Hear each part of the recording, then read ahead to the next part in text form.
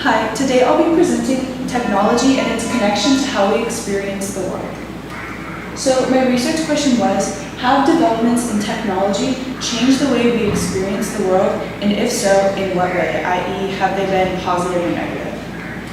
So after conducting research, I decided that the impact has been positive in the way that we experience the world. So for my stimulus connections, the first one I chose was the extrasensory perception because it provided insightful information into technological developments that are currently taking place today, such as the author's own program, which was the Massachusetts Institute of Technology Media Lab's DoppelLab. And the article also discussed the possible future impact of programs such as theirs. I also chose the olfactory perception article because it provided information on how our perception is based off of past sensory experience, which then helped me connect experience to perception and actually back to experience. And along with outside research, these stimulus sources helped me develop my argument that technology positively impacts the way we experience the world. So my first point is related to how developing technology positively affects our experiences with the outside world. So the first thing is that the MIT Media Lab's DoppelLab program is one of the examples of technology that can do this. The program was originally developed for a project called the Living Observatory at Tidmarsh Farms, which was to record ecological processes that daily occur at the farms with the sensory data. But it was also further explored that this program can be used to virtually visit different locations to see what the sensory atmosphere is like, such as visiting a restaurant to see how busy it is by measuring the noise levels. As well, according to UNESCO, there are now 31 World Heritage Sites that are being threatened by climate change.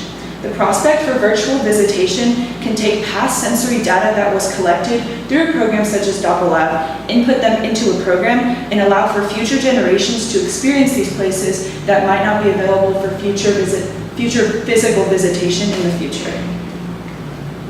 So another thing is by taking programs such as DoppelLab and incorporating the sensory information that was recorded with virtual reality, you can create an even deeper and more connected virtual reality experience.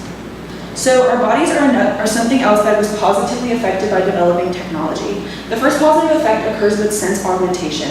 In the extrasensory perception stimulus article, the author described, imagine being able to hear the sounds underwater or the birds high in the tree canopy. With this technology, we can explore deeper into the capacity of the capabilities of our senses.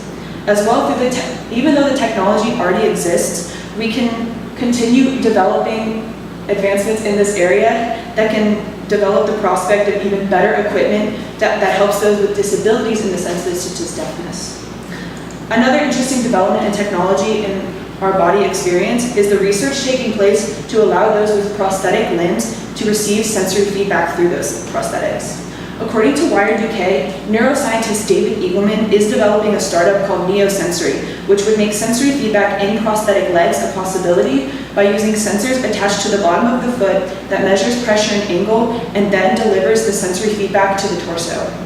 People with prosthetics can now experience having a human leg, and this is especially helpful for those who may have already lost a leg due to unprecedented circumstances, such as being a wounded veteran or a cancer patient.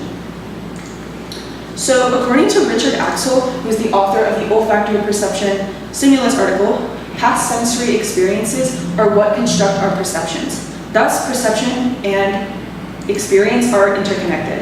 Our past sensory experiences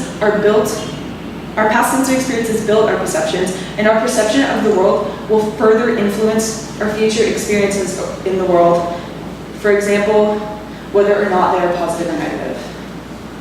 And also, according to CNN Health, studies for diseases ranging from simple pain management to depression to Parkinson's and the effects of placebos on these diseases have been conducted. Placebos are treatments with no active effect, and the placebo effect itself is when people believe that they're getting better from their treatment when in reality nothing is happening. So essentially, the patient's perception that they are getting better will influence their overall experience with the treatment. However, there are still limitations to this argument. One of these is that many people would argue that technology is negatively impacting children's experiences in the world. Since they're not exploring the outside world, people like to argue that they're not getting kind of the typical childhood experience. And according to the New York Times, there's threats to their behavior, their health, and their social lives.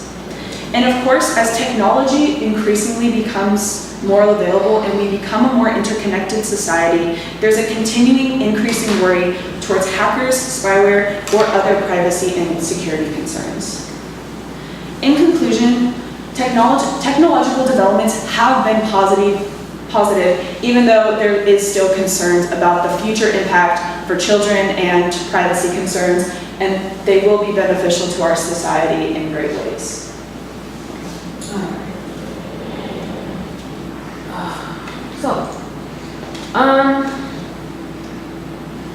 How did you use the conclusion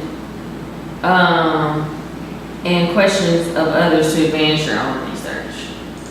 I use the conclusions of the sources that I use, and these sources came together and they all essentially said that technology is improving and it will provide greater opportunities for humankind to kind of grow, and it relates to a positive aspect. Okay. And how did you select the strategies you used to gather the information and conduct your research? And were your strategies effective? So the strategies I used to collect my information was pretty much just get stuff from computer science and technology websites, so I definitely knew that it was coming from something that was specifically related to technology, such as Wired UK. And those strategies were effective because they definitely got sources and evidence that were from people who were involved in the computer science and technological profession. All right. Thank you.